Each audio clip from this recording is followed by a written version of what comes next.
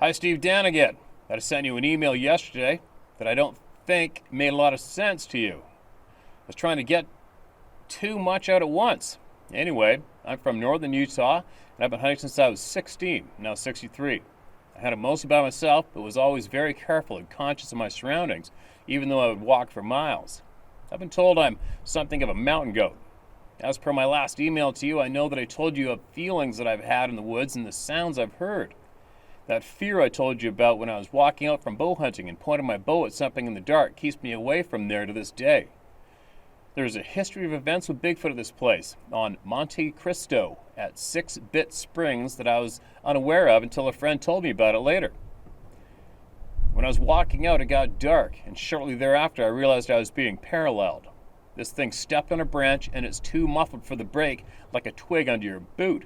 This is when my mouth went all dry, all my hair and goosebumps went up, and I wanted to run. I got some control of myself and realized I should not run and make myself look like prey. I walked out, got to my camper, and this thing stayed beyond my porch light until dark, until it decided to leave. I walked out, got to my camper, and this thing stayed beyond my porch light in the dark until it decided to leave. My wife tells me that I don't have a fear button, but as you know, that is impossible. Thanks for all you do, and thanks for listening. All right, Dan, thanks for that email, man. I'm not sure if I got that other email or not, or if I read it. I don't know. But I read this one, and we can all relate to your email easily, right? Keep them coming. Keep everybody talking. This email is titled Sasquatch in Water. Steve, I recently watched your video about how people can sneak up on the big guy or Gale while drinking water like your grandfather. I believe it's a fascination with their own image reflecting in the water. It's like a mirror. It mesmerizes them. That's why you can sneak up on them when they're drinking water. Just my thoughts on that. All animals, including humans, love looking in the mirror. I have thought of an experiment to put in the forest. Set mirrors in a circle, like at the department stores when trying on clothes. 3 mirrors, angled at each other. When a Sasquatch sees itself, it sees more of themselves. From different views, points, going on forever, their images. Put that in the forest and see what happens. Put cameras in mirrors or up high, looking down. They may not see the cameras due to their inquisitive nature and fascination with new things to see what the setup is. I also sent you an email about making an app on what to do if you come across a Sasquatch. Thanks, Candy. All right, Candy, thanks for that email, all right? And I think from what I know, what a lot of us know by now, is if you bring a bunch of mirrors into the forest intentionally to set up for these beings, first off, they already know what your intentions are before you get out of the vehicle. And secondly, don't forget, they love throwing rocks. I'm sure the mirrors would be done like dinner if they paid him any attention quite quick. But you never know. What am I to say, right? What do I know? I don't go looking for them intentionally myself. Hello, Steve. I discovered a YouTube channel a few days ago, and I'm blown away by the amount of stories that have been shared through it. So am I. Isn't it amazing? Isn't it amazing how many people are more than willing to crack it open to this community than other ones? I do understand why now, for sure, but this is never going to stop, by the way. This will never, ever stop. I don't even suspect that this pace will ever slow down. I don't think it's possible. Why? Because this shit's going on every single day on the face of our planet. That's why. It's never ending, right? It's not a fad that goes away. It's a fact. Hello, Steve. I just discovered a YouTube channel a few days ago, and I'm blown away by the amount of stories I shared through it. It's great not only to see someone documenting these strange encounters, but also building supportive community around it. I had an unsettling and disturbing run-in with something in the woods almost a year ago now, and thought you might be interested in it. I'm going to leave out some details like names and specific locations, because there were other people with me who still live and work in that area and don't want them to face harassment or mockery over this. Yes, I would like to remain anonymous if you decide to read this aloud. Okay, man, gotcha. Last summer, I worked on a rec crew in the Colorado Rockies and lived at a work center where the fire crew is based at as well. During a night in early June, one of the vehicle alarms started to go off at the cache, and a firefighter who was also staying in the bunkhouse asked me and the other one person there to go check it out with them, thinking that a blackberry might have been trying to get into a pickup truck. The three of us headed down a trail to the fire cache, stupidly armed with only flashlights to take a look around. We saw no signs of an animal trying to get into the truck, like bent doors, scratchers, or even any prints, aside from boot tracks near it. To the right of the truck, there was a patch of aspens and a porta potty, while to the left there was a tool shed / garage.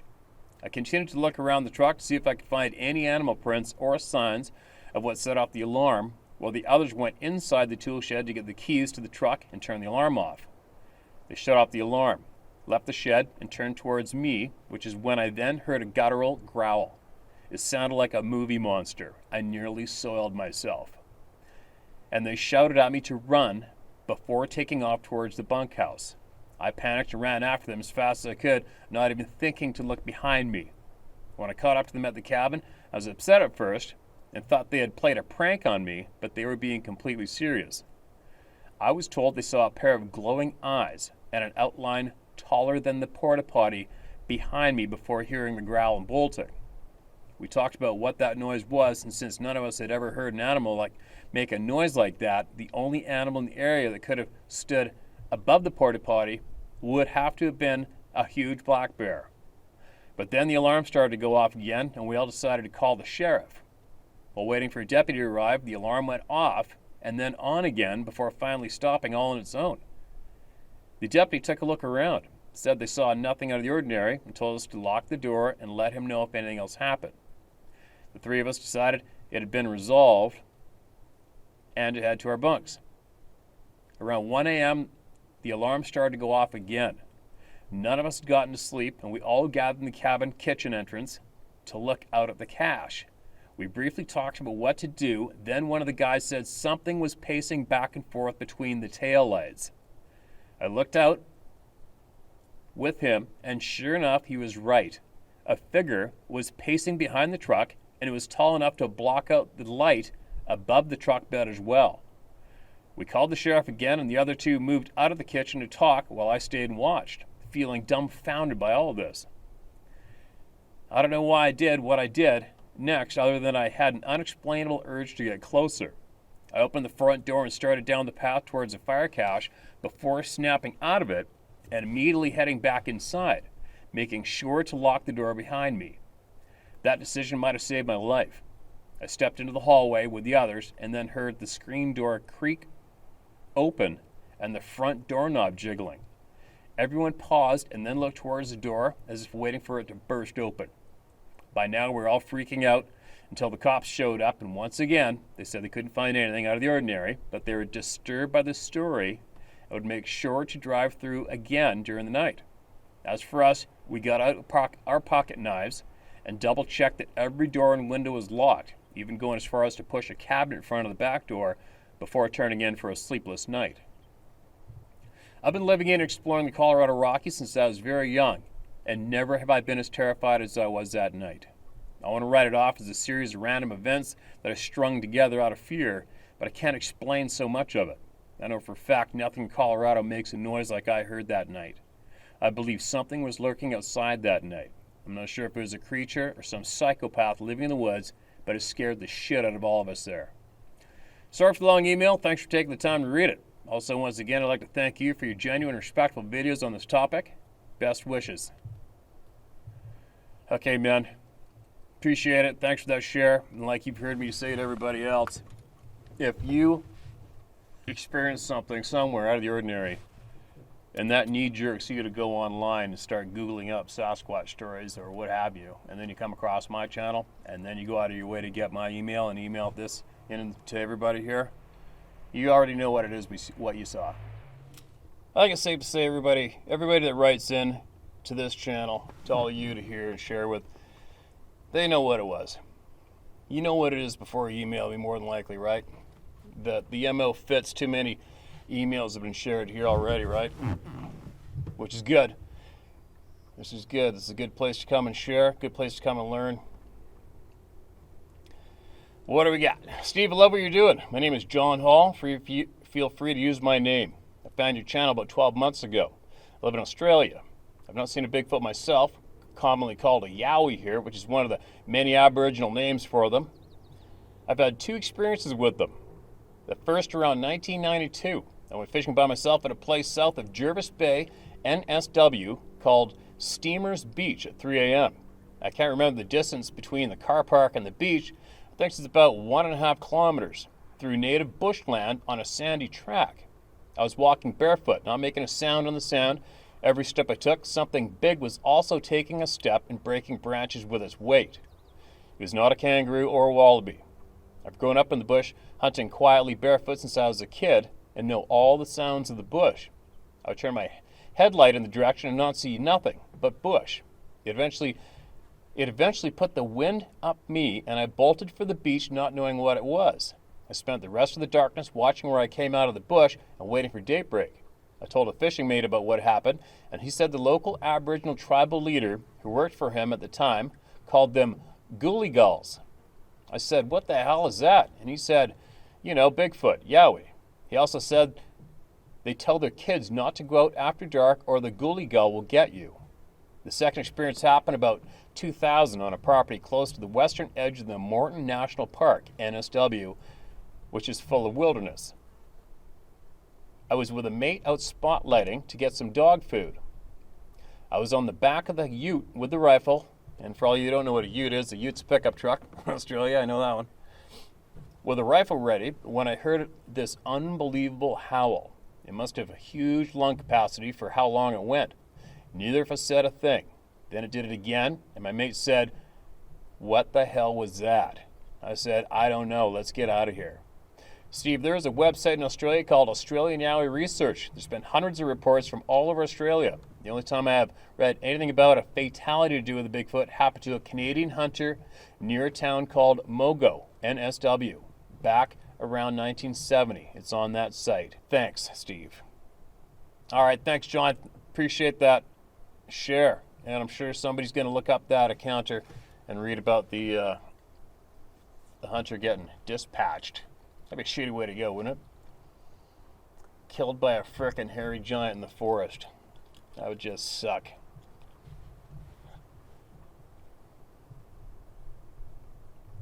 All right, what do we got? Getting right into it here. Hey, Steve. I'm a lifetime resident on Vancouver Island, and I've listened to pretty much every episode. I'm an avid outdoorsman and have run into a few of the same people you know along the way. One of your episodes caught my attention, so when you read what I have to say, it'll make sense at the end. I've listened to many other people talk on the subject of the creatures, from first-hand accounts from friends to First Nation lore, as well as strange encounters myself, so please don't think I'm just some idiot. I don't think anybody's an idiot. Recently, I went on a spiritual journey with my brother-in-law, who's a shaman, and what he and the rest of his group had seen in the jungle on more than one occasion was interesting to say the least.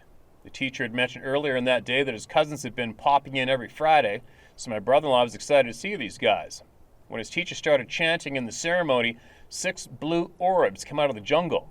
One flew into the hut right through the big mesh, not disturbing the structure one bit.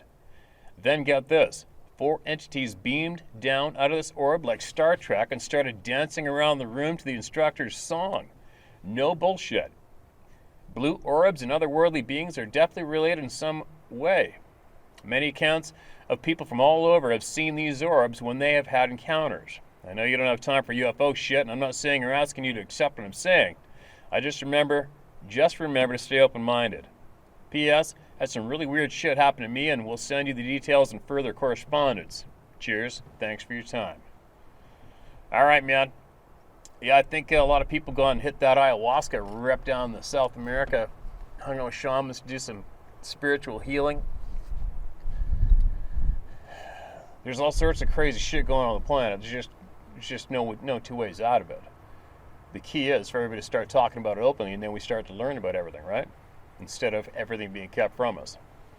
So yeah, I have an open mind to anything and everything myself. And I'm sure somebody, if this has happened before, it's happened to somebody else before, and I'm sure somebody may know something that goes along with that story that you just shared. Who knows? I'm sure going to find out. Dear Steve, I'm new to your channel, but I thank you for creating a safe place for people to share their stories. There's so many things in our world that folks don't know of. It's nice that people can share here and not be judged. This isn't a Sasquatch story or in the woods hunting one either, though this experience has stayed with me since today. So much so that I refuse to leave the window blinds open at night still to this day. I used to live inland from the east coast in a quaint little semi-rural town. My childhood home was on the edge of a small conservation lands. My childhood home was on the edge of a small conservation lands. I was 8 years old when it happened to me. I was in my bedroom getting ready for bed when I had this huge wave of dread come across me.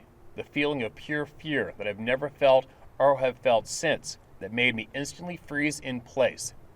I looked up to see where the danger was coming from, and in my window a few feet away, I see this pale white figure peering in at me. I was so scared I could not move or breathe. Every fiber of my being told me not to move or I would die. The figure was humanoid and thin, too thin to be a human, and it was whiter than chalk. The thing's eyes were horrible slits, pupils, and one eye was bigger than the other. We stared at each other for about a minute when the thing's eyes made a weird movement, and then in a second it scurried away. I can still hear the sound of the scurry it made when I think about it. I didn't move for what seemed like forever. After it left, in fear, it would come back. Thank God it never did. I tried rationalizing what happened, but how could someone play a prank when my room was on the second floor and the house is so tall that any extension ladder couldn't even reach my window? Being so young, you could easily say it's a child's imagination, though the fear was too real for some, like it to be fake. I'm shaking typing this up because of how bad it shook me, and still does. When you ever brush with the unknown in one place you feel you should be safe, it's horrible. It can mount to about the same as being robbed because your very home doesn't feel safe anymore. I sympathize with others who have had experiences with the unknown. I've tried to research and find anything close to what I saw, but I only learned of other things to be wary of. I wish I knew what it was I saw, but I've never found an explanation. All I can do is keep my blinds closed. Thank you for reading, and for all of you outdoors folks and not, be safe. Sincerely, L. Well, that sounds like a bit of a nightmare to me. I'm sure a whole pile of people probably react to that story and say you had a dream, but none of us were there, right? I haven't a clue what that was you saw. I haven't even heard that description myself, but we shared it here, and you never know, somebody may have had the same experience. You never know. And if they did, I'll bet you're going to read about it in the comment section below in about 5 minutes, I would guess. So much strange shit going on.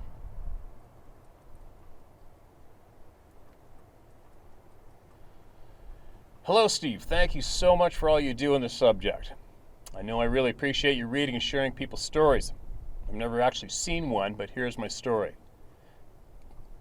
I was born and raised in northern Quebec on my mom and dad's dairy farm. My brother and I were taught to hunt at an early age and also not to be afraid of bears or wolves or anything out there. My dad sold the farm and moved us down to Connecticut when I was 11. I never stopped hunting and enjoy everything outdoors. Luckily, know enough farmers to have many hundreds of acres to hunt deer or whatever. Anyways, in 2013, I was headed to one of my favorite tree stands an hour before sunrise so that everything could calm down before our first light.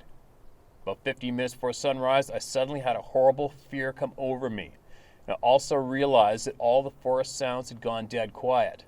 There was enough light to start looking around, but I could not bring myself to move my head or even open my eyes. Something inside me told me not to look.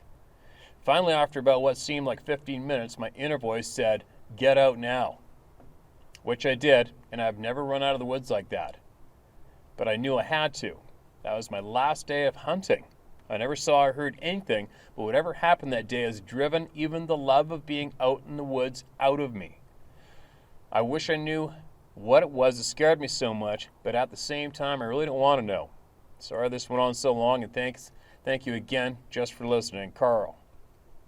Carl, that's a shitty story, man. I know that everybody reacts differently to having the shit scared out of them. And you know what I'm going to say to you. I'm going to tell you not to quit. And I'm going to tell you to go back there. And I'm going to tell you to take baby steps. Go back there in broad daylight. Bring a dog. Bring a friend. And just go test the waters. If you feel that pressure, if your gut's screaming at you to get the hell out of there, you feel terrible, obviously leave.